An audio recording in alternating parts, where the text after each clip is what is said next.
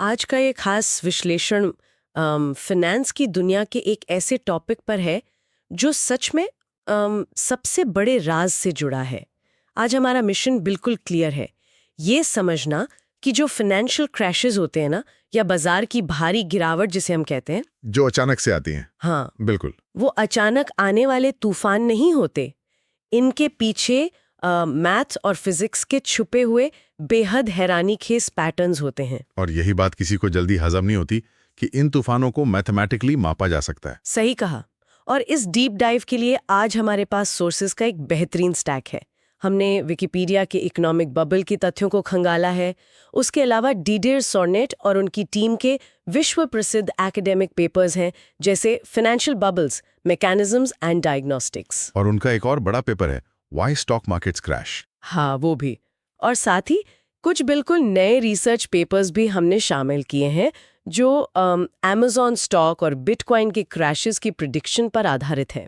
यहाँ जो सबसे रोचक बात है वो ये कि आमतौर पर एक बड़ी गलतफहमी है।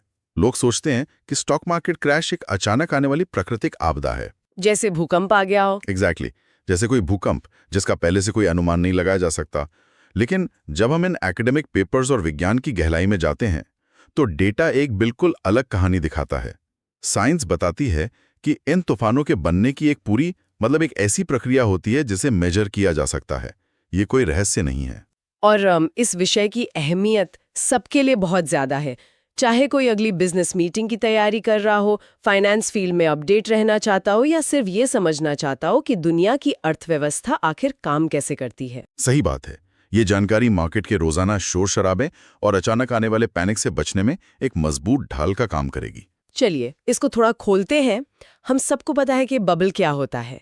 विकिपीडिया के डेटा को देखें तो बबल तब बनता है जब किसी एसेट जैसे स्टॉक या रियल एस्टेट उसकी इंट्रिंसिक वैल्यू से बहुत ज्यादा आगे निकल जाए। लेकिन वहां एक बहुत अहम फर्क भी नजर आता है। आप इक्विटी बबल्स और डेट बबल्स की बात कर रही हैं, है ना? हाँ बिल्कुल। ये दोनों अलग कैसे हैं? ये फर्क समझना ना मार्केट की बुनियाद को समझने जैसा है। इक्विटी बबल्स जैसे सदियों पहले का मशहूर ट्यूलिप मेनिया या फिर साल 2000 का .com बबल, ये आमतौर पर किसी नए इनोवेशन या नई टेक्नोलॉजी की उम्मीदों पर आधारित होते हैं, जिसमें लोग फ्यूचर को लेकर बहुत पूर्ण उम्मीद हो जाते हैं। हाँ, उन्हें लगता है ये नई चीज पूरी दुनिया बदल देगी। लेकिन दूसरी तरफ होते हैं डेट बबल्स, जैसे 2008 का यूएस हाउसिंग बबल, जो उधार पे टिके होते हैं, राइट? बिल्कुल। डेट बबल्स उधार या क्रेडिट पर बनाए जाते हैं। लोग बैंकों से पैसा उधार लेकर ऐसी चीजों में लगाते हैं जिनकी कीमत पहले से ही हवा में होती है। इसीलिए वो ज्यादा खतरनाक होते हैं। वही तो, जब एक डेट बबल फटता है तो इसका असर सीधा बैंकिंग सिस्टम और पूरी अर्थव्यवस्था की बुनियाद पर पड़ता है। बैंकिंग सिस्टम फ्रीज हो जाता है, लोन्स डिफॉल्ट होते हैं और तबाही का स्केल इक्विटी बबल्स के मुकाबले कहीं ज्यादा बड़ा और भयानक होता है। ये पॉइंट सच में काफी क्लियर करता है कि क्यों 2008 का क्रैश इतना लंबा चला था। और इस बबल के बनने की पूरी साइकिल को इकोनॉमिस्ट चार्ल्स किंडलबर्ग ने 5 स्टेजेस में बांटा है। पहला है डिस्प्लेसमेंट, जहां कुछ नया मार्केट में आता है, पूरी तरह खत्म होता दिखता है। इस स्टेज में आखिर क्या बदल जाता है? यूफोरिया वो स्टेज है जहां फंडामेंटल्स और लॉजिक पीछे छूट जाते हैं और इंसानी साइकोलॉजी ड्राइविंग सीट पर आ जाती है। अगर इसको बड़े पैमाने पर देखें तो इसके पीछे ग्रेटर फूल थ्योरी सबसे बड़ा रोल प्ले करती है। ग्रेटर फूल थ्योरी यानी लोग एक बेतहाशा महंगी चीज इसलिए खरीदते हैं क्योंकि उन्हें लगता है कि आगे चलकर कोई और बड़ा बेवकूफ उससे भी ज्यादा कीमत पर उसे खरीद लेगा। सही पकड़ा आपने। और इसी उम्मीद में कीमतें आसमान छूती रहती हैं।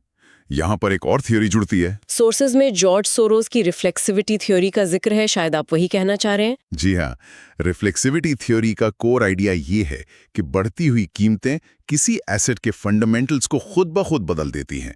जैसे हाउसिंग मार्केट में देखिए, जब घरों की कीमतें लगातार बढ़ती हैं तो बैंक और ज्यादा उधार देने लगते हैं क्योंकि उन्हें लगता है एसेट की वैल्यू तो बढ़ ही रही है। और इस आसान उधार की वजह से डिमांड और बढ़ती है और फिर कीमतें और ज्यादा बढ़ जाती हैं। एक एंडलेस लूप बन जाता है। ये एक सेल्फ रीइंफोर्सिंग साइकिल है, एक ऐसी लूप जो खुद को ही आगे बढ़ाती रहती है जब तक कि सिस्टम ओवर लेवरेज ना हो जाए और टूट ना जाए। लेकिन एक सेकंड, यहाँ एक काउंटर व्यू पर बात करना भी जरूरी है। यूजीन फार्मा, जिन्हें नोबेल प्राइज मिला है, उनका तो सीधा कहना है कि बबल्स को रियल टाइम में पहचानना असंभव है। उनका एफिशिएंट मार्केट हाइपोथेसिस कहता है कि हर नई इंफॉर्मेशन तुरंत प्राइस में रिफ्लेक्ट हो जाती है। तो उनके मुताबिक बबल का पता तभी चलता है जब वो फट चुका होता है, यानी हाइंडसाइट में सब समझदार हो जाते हैं। तो क्या सोरनेट और उनके एकेडमिक पेपर्स एक नोबेल लॉरिएट के इस कोर थ्योरी को गलत साबित कर रहे हैं? ये एक बहुत ही मजबूत बहस का मुद्दा है फाइनेंस में। फार्मा कहते हैं कि आगे क्या होगा ये प्रिडिक्ट करना रैंडम है, लेकिन यहाँ डिडियर सोनेट इकोनॉमिक्स की पुरानी दुनिया से बाहर निकलकर फिजिक्स और कॉम्प्लेक्स सिस्टम्स की थ्योरी को अप्लाई करते हैं। वो फार्मा को सीधा चैलेंज करते हैं। यहाँ बात सच में बहुत दिलचस्प हो जाती है, फिजिक्स को इकोनॉमिक्स में लाना। बिल्कुल। आमतौर पर फाइनेंस में अचानक आने वाले क्रैशेस को ब्लैक स्वॉन्स माना जाता है, यानी ऐसी अनजानी घटनाएं जो पूरी तरह रैंडम है और प्रिडिक्ट नहीं की जा सकती। लेकिन सोरनेट कहते हैं कि मार्केट क्रैशेस ब्लैक स्वॉन्स नहीं बल्कि ड्रैगन किंग्स हैं। ड्रैगन किंग्स, ये टर्म फाइनेंस से ज्यादा किसी फैंटेसी नॉवेल का लग रहा है। इसका टेक्निकल मतलब क्या है? ड्रैगन इसलिए क्योंकि इनकी उत्पत्ति या ओरिजिन्स बिल्कुल अलग होती है। ये नॉर्मल रैंडम डिस्ट्रीब्यूशन का हिस्सा नहीं होते। और किंग इसलिए क्योंकि इनका आकार और असर आम मार्केट मूवमेंट से कहीं ज्यादा बड़ा होता है। तो मतलब ये रैंडम नहीं है और इनका एक पैटर्न है। सोनेट का मानना है कि इन्हें बनने में एक लंबा वक्त लगता है और इसलिए इन्हें फटने से पहले पहचाना जा सकता है। तो इसको आम जिंदगी के उदाहरण से कैसे समझा जा सकता है? क्योंकि नंबर्स और चार्ट्स में तो सब कुछ रैंडम ही लगता है एक आम इंसान को। इसे फिजिक्स की नज़र से देखें।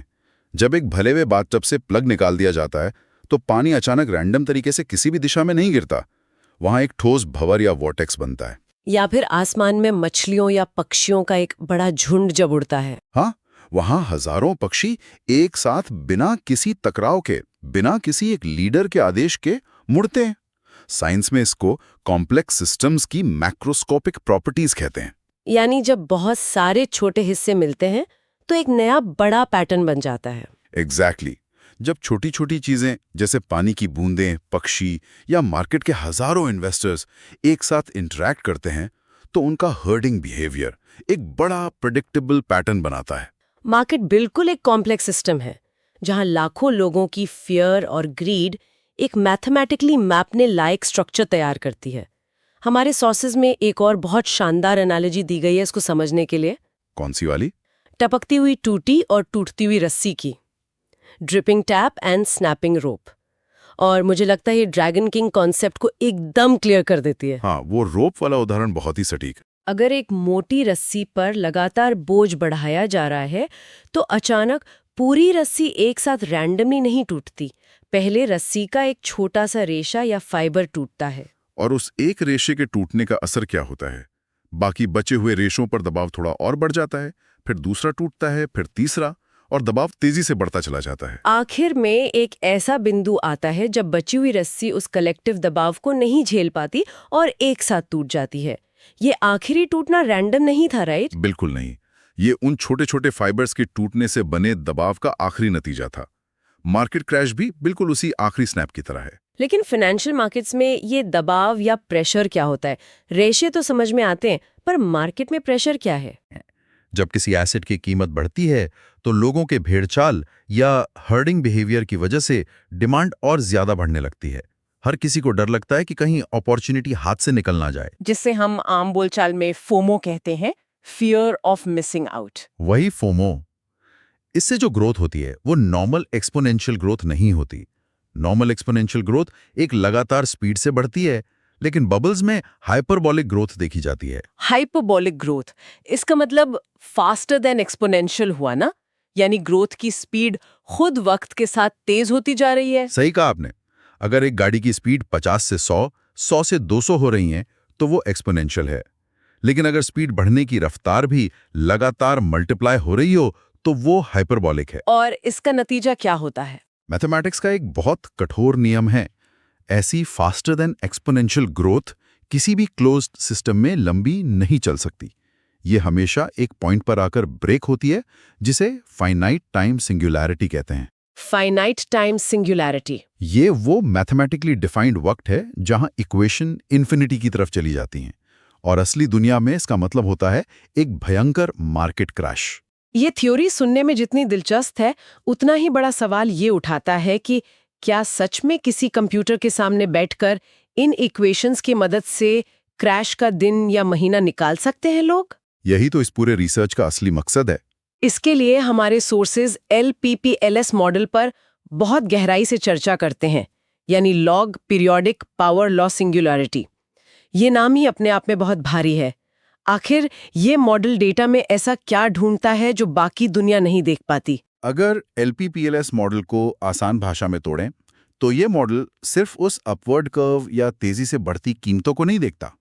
ये उस कर्व के अंदर बनने वाले लॉग पीरियोडिक ऑसिलेशंस को ट्रैक करता है। ऑसिलेशंस यानी जो कीमतों का ऊपर नीचे होना होता है, उसकी बात कर रहे हैं आप? हाँ, जब किसी एसेट की कीमत तेजी से बढ़ रही होती है, तो वो एक बिल्कुल सीधी लकीर में आसमान तक नहीं जाती। बीच बीच में छोटे छोटे करेक्शंस आते हैं। थोड़ी कीमत गिरती है, लोग डरते हैं, प्रॉफिट बुक करते हैं, कीमत वापस सपोर्ट लेती है और फिर नए खरीदार आते हैं और कीमत फिर नया हाई बनाती है। बिल्कुल। ये जो जिगजैग पैटर्न्स हैं, LPPLS मॉडल इन छोटे करेक्शंस और रिबाउंड्स की स्पीड और उनके आपस के फासले को मापता है। जैसे जैसे उस फाइनाइट टाइम सिंगुलैरिटी या क्रैश का वक्त करीब आता है, ये करेक्शंस आपस में और ज्यादा करीब और तेज होने लगते हैं। इनकी फ्रीक्वेंसी बढ़ जाती है। यानी मार्केट के सांस लेने का वक्त कम होता चला जाता है, और इन्हीं जिगजैग्स की टाइमिंग को मेजर करके ये मॉडल उस आखिरी दिन का अनुमान लगाता है। ये बात सुनने में सच में किसी साइंस फिक्शन जैसी लगती है। लगती जरूर है, पर हमारे पास रियल वर्ल्ड के डेटा और प्रूफ्स है इसके। हाँ, सोर्सेज में दिए गए सक्सेस स्टोरीज बिल्कुल रियल वर्ल्ड के हैं। सबसे पहला और बड़ा उदाहरण US हाउसिंग बबल का है। 2005 में तो रियल एस्टेट आसमां छू रहा था। किसी को क्रैश की उम्मीद नहीं थी वहां। और वही इस मॉडल का सबसे बड़ा टेस्ट था। जून 2005 में डिडिये सॉर्नेट और उनकी टीम ने एक पेपर पब्लिश किया था।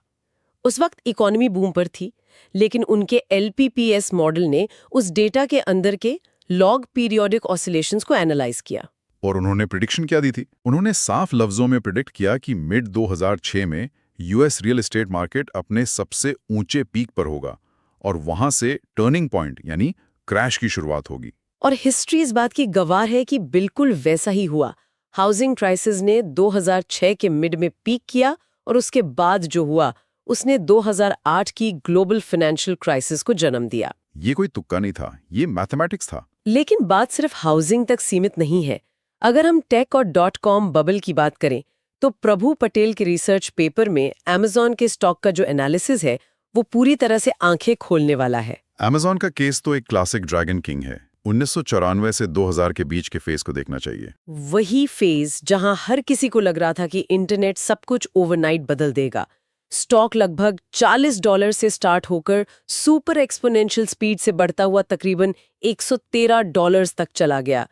एक आम निवेशक को लगता कि ये ग्रोथ हमेशा चलेगी। लेकिन LPPS मॉडल ने इस पैटर्न के अंदर के दबाव को बिल्कुल सही पकड़ा था। उस मॉडल के हिसाब से वहां फास्टर देन एक्सपोनेंशियल ग्रोथ की सिंगुलैरिटी हिट हो रही थी। और जब वो .com बबल फटा, तो वही Amazon का स्टॉक गिरकर $6 पर आ गया। $113 से सीधा $6। सोचिए कितना बड़ा वेल्थ डिस्ट्रक्शन था वो। और ये एक अकेला इवेंट नहीं था। उसी मैथमेटिकल फ्रेमवर्क को इस्तेमाल करके सॉर्नेट की टीम ने और भी कई सक्सेसफुल प्रेडिक्शंस की। जैसे चाइना के शंघाई इंडेक्स का 2007 में ऊंचाइयों पर पहुंचना और 2009 में क्रैश होना। उसके अलावा 2008 का ग्लोबल ऑयल बबल, जहां तेल की कीमतें बेतहाशा बढ़ी थीं। यहां तक कि नई दुनिया के नए एसेट्स भी इन्हीं इमोशंस और मैथमेटिक्स पर चलते हैं। जैसे बिटकॉइन का 2013 का क्रैश। इन सब की प्रेडिक्शन इस मॉडल ने रियल टाइम में काफी हद तक एग्जैक्टली सक्सेसफुली की थी। ये पूरी चर्चा वापस यूजीन फार्मा की एफिशिएंट मार्केट हाइपोथेसिस पर एक बहुत बड़ा सवाल खड़ा कर देती है। अगर मार्केट सच में एफिशिएंट होता, तो मैथमेटिकल फॉर्मूला सालों पहले इन क्रैशेस की एग्जैक्ट डेट या वक्त प्रिडिक्ट नहीं कर पाते। ये सक्सेस साफ तौर पर दिखाती है कि मार्केट्स को पूरी तरह से एफिशिएंट नहीं माना जा सकता।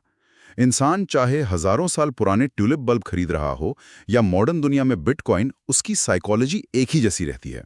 उसका डर, उसका लालच और भेड़चाल में चलने की आदत एक बिल्कुल ठोस पैटर्न बनाती है। ये पैटर्न्स इतने स्ट्रॉन्ग हैं कि मार्क्स की मदद से इनको पकड़ा जा सकता है। मार्केट्स प्योर लॉजिक से ज्यादा मास इमोशंस पर चलते हैं। और इस कॉम्प्लेक्स सिस्टम की सबसे बड़ी खूबसूरती ये है कि इमोशंस के इस तूफान को इक्वेशंस में बदला जा सकता है। और इस डीप डाइव के सोर्सेस को खंगालते हुए सबसे हैरान करने वाली बात ये लगी कि बात सिर्फ सॉर्नेट या एलबीपीएस तक आकर रुकती नहीं है। रिसर्च लगातार आगे बढ़ रही है और नए मॉडल्स बन रहे हैं जो अलग-अलग मैट्रिक्स को यूज कर रहे हैं। आप ह्योंजुन किम के मॉडल की बात कर रही हैं ना? हाँ, ह्योंजुन किम का रैशनल बबल मॉडल। ये मॉडल सिर्फ प्राइसेस और उनके जिगजैग्स पर डिपेंड नहीं करता। सही कहा। किम का रैशनल बबल मॉडल इस इक्वेशन में एक और नया डायमेंशन जोड़ देता है, और वो है ट्रेडिंग वॉल्यूम। यानी मार्केट में एक्चुअल बाइंग और सेलिंग कितनी मात्रा में हो रही है। ये मॉडल प्राइस के बढ़ने और उसके साथ आने वाले ट्रेडिंग वॉल्यूम के गहरे रिलेशन को मापता है। और इसकी एक्यूरेसी भी बहुत जबरदस्त रही है। इसने 2008 और 2020 के डाउ जोन्स क्रैशेस को प्रिडिक्ट किया था, साथ ही बिटकॉइन के बाद वाले क्रैशेस जैसे 2017 और 2021 के पीक्स को भी कामयाबी से आइडेंटिफाई किया था। लेकिन इन सब के बीच एक कॉन्सेप्ट जिसने मुझे सबसे ज्यादा अट्रैक्ट किया, वो है यान और वैन थॉयल के पेपर का विजिबिलिटी एल्गोरिदम। ये डेटा को देखने का बिल्कुल एक नया नजरिया है। नेटवर्क थियरी और टाइम सीरीज को जिस तरह उन्होंने जोड़ा है वो सच में माइंड ब्लोइंग है। इसे बिना विजुअल चार्ट के समझना थोड़ा मुश्किल हो सकता है। अगर हम इसको आसान शब्दों में विजुअल एनालॉजी के जरिए समझें तो ये कैसे काम करता है। मैं इसको एक दीवार की तरह इमेजिन कर रही थी। हाँ, वो दीवार वाली एनालॉजी सबसे बेस्ट है। मान लीजिए कि किसी एसेट की रोजाना की क्लोजिंग प्राइस का एक बार चार्ट है। हर दिन की प्राइस एक दीवार या वॉल है। ठीक है, हर दिन एक नई दीवार बनती है चार्ट पर। अगर हम किसी दिन की दीवार की चोटी पर खड़े होकर आगे आने वाले दिनों की दीवारों को देखने की कोशिश करें तो क्या दिखेगा? अगर मार्केट एक नॉर्मल स्टेडी पेस से बढ़ रहा है, यानी एक सीधी एक्सपोनेंशियल लाइन में, तो आगे आने वाली दीवार हमारे आगे की नजर को ब्लॉक कर देगी। क्योंकि आगे की दीवारें भी लगभग उसी हिसाब से ऊंची हो रही हैं, तो पिछली दीवार आगे वाली दीवार के पीछे छुप जाएगी। हमें सिर्फ अपने सामने वाली एक या दो दीवारें ही दिखेंगी। बिल्कुल। लेकिन अब तस्वुर करें कि मार्केट सुपर एक्सपोनेंशियल या हाइपरबोलिक फेज में है। इसका मतलब आगे आने वाली दीवारें अचानक से बहुत तेजी से ऊंची हो रही हैं, एक कर्व बनाते हुए जो आसमान की तरफ जा रहा है। एक स्टीप कर्व की तरह। हाँ, ऐसी स्थिति में अगर कोई पिछली दीवार पर खड़ा हो तो उसे आगे आने वाली बहुत सारी दीवारों की चोटी एक साथ दिखाई देंगी, क्योंकि कर्व इतनी तेजी से ऊपर मुड़ रहा है कि कोई भी दीवार अपनी आगे वाली दीवार को ब्लॉक नहीं कर पाती। वाओ, ये सच में बहुत क्लियर पिक्चर बनाता है। और डेटा के हिसाब से जितनी ज्यादा दीवारें दिखाई देती हैं, नेटवर्क थ्योरी में उस डेटा पॉइंट का डिग्री उतना बड़ा होता है, और ये डिग्री एक मजबूत संकेत या इंडिकेटर बन जाता है। सही कहा आपने। ये डिग्री इंडिकेट करती है कि एसेट की प्राइस ग्रोथ अनसस्टेनेबली फास्ट हो चुकी है। ये विजिबिलिटी नेटवर्क डायरेक्टली बताता है कि हम आने वाले फाइनेंशियल पीक्स और उनके बाद आने वाले ट्रफ्स के कितने करीब हैं। यानी सबसे ऊंचे और सबसे नीचे बिंदु। ये मैथमेटिकली मेजर करता है कि सिस्टम में फ्रेजिलिटी या नाजुकपन कितना बढ़ चुका है। तो आज के इस पूरे विश्लेषण को अगर हम एक साथ जोड़कर देखें तो सबसे बड़ा टेक अवे क्या है? हमने शुरुआत की थी ये समझने से कि बबल्स क्या होते हैं, और हमने ये देखा कि सदियों पहले नेदरलैंड्स में खिलने वाले टिलिप के फूल हों, साल 2000 का अमेज़न का डिजिटल स्टॉक हो, या आज की दुनिया का क्रिप्टोग्राफिक एसेट बिटकॉइन हो। प्रोडक्ट बदल जाता है, टेक्नोलॉजी बदल जाती है, लेकिन इंसानी लालच और डर का पैटर्न कभी नहीं बदलता। हर बार एक नई कहानी बनाई जाती है, दिस टाइम इज डिफरेंट कहकर, लेकिन प्रोसेस वही पुराना होता है। प्रोसेस बिल्कुल फिक्स्ड है। एक नई चीज आती है, डिस्प्लेसमेंट होता है, मार्केट उसे समझने की कोशिश करता है और बूम आता है। फिर यूफोरिया और ग्रेटर फूल अपना रंग दिखाते हैं, प्राइस तेज और हाइपरबोलिक ग्रोथ पकड़ती है। मार्केट में एक पॉइंट पर क्रिटिकलिटी आती है, वो फाइनाइट टाइम सिंगुलैरिटी या स्नैपिंग रोप वाला मोमेंट, और फिर एक इनएविटेबल क्रैश आता है। लेकिन आज से 20 या 50 साल पहले के मुकाबले फर्क सिर्फ इतना ही है कि आज हमारे पास इस पूरे साइकिल को मापने के तगड़े मैथमेटिकल और साइंटिफिक टूल्स हैं। अब हम अंधेरे में तीर नहीं चला रहे हैं। और इसीलिए ये मालूमात इतनी पावरफुल है, सुनने वालों को इससे बहुत फायदा हो सकता है। और सबसे अहम बात जिस पर यहाँ जोर देना चाहिए वो ये है कि ये सारी मैथ्स, ये फिजिक्स और एल्गोरिदम्स डरने के लिए नहीं है। बिल्कुल नहीं। इन पेपर्स का मकसद ये बिल्कुल नहीं है कि लोग पैनिक में आकर मार्केट से दूर भाग जाएं, बल्कि ये बेहतर तैयारी, पोर्टफोलियो को सुरक्षित रखने और स्मार्ट रिस्क मैनेजमेंट के लिए एक हथियार की तरह काम आते हैं। अगर पहले से पता हो कि मार्केट एक क्रिटिकल स्टेज पर पहुंच चुका है तो निवेश को बेहतर ढंग से बचाकर रखा जा सकता है। यही तो इस डीप डाइव का असली मकसद था, समझना कि कैसे शोर शराबे और कॉम्प्लेक्स कॉन्सेप्ट्स के पीछे के असूल क्या हैं। नॉलेज इज पावर, आखिर में यही सच है। लेकिन आज के इस विश्लेषण को खत्म करने से पहले मैं एक बहुत ही जरूरी और सोचने पर मजबूर करने वाला सवाल छोड़कर जाना चाहती हूँ। आज हमने इतनी डिटेल में देखा कि मैथ्स, नेटवर्क थ्योरीज और LPPSS जैसे एल्गोरिदम्स बबल्स को फटने से पहले पहचान सकते हैं। हाँ, एक्यूरेसी के साथ पहचान सकते हैं। और आज की डेट में वॉल स्ट्रीट के बड़े इंस्टीट्यूशंस, हेज फंड्स और उनके सुपर कंप्यूटर्स इन्हीं प्रिडिक्शन मॉडल्स को अपने सिस्टम्स में इंटीग्रेट कर भी रहे हैं। ये तो होना ही था। लेकिन जरा इस नए सिनेरियो के बारे में सोचिए। अगर आने वाले कल में दुनिया के सारे बड़े निवेशक, उनके AI बॉट्स और उनके ट्रेडिंग एल्गोरिदम्स बिल्कुल यही प्रिडिक्शन मॉडल्स एक साथ इस्तेमाल करने लगें, तो क्या होगा? ये एक बहुत बड़ा सवाल है। जब सारे कंप्यूटर्स एक ही माइक्रोसेकंड में ये कैलकुलेट कर लेंगे कि आने वाले हफ्ते में फाइनाइट टाइम सिंगुलैरिटी हिट होने वाली है और क्रैश आने वाला है, तो क्या ये एल्गोरिदम्स उस क्रैश को बिल्कुल शांति से आने से पहले ही रोक लेंगे और मार्केट स्टेबलाइज हो जाएगा? या फिर इसका